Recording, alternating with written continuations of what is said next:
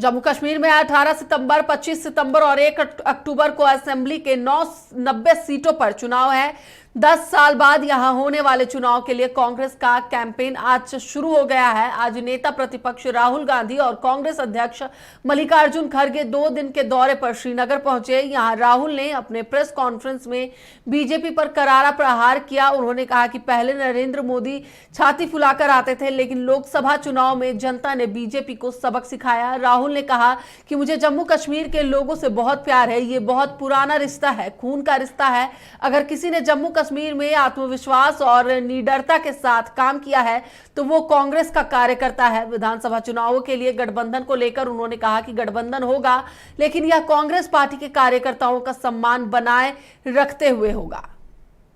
Personal अपनी बात बताता हूं। मैं लोकतंत्र की रक्षा करता हूं, पूरे देश में करता हूं,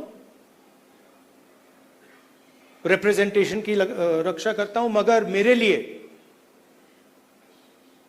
जो जम्मू और कश्मीर के लोगों के दिल में दर्द है, दुख है, डर है, उसको मिटाना मेरा लक्ष्य है। ये मेरे लिए पॉलिटिकल बात नहीं है, ये और गहरी बात है। जो आपको सहना पड़ता है,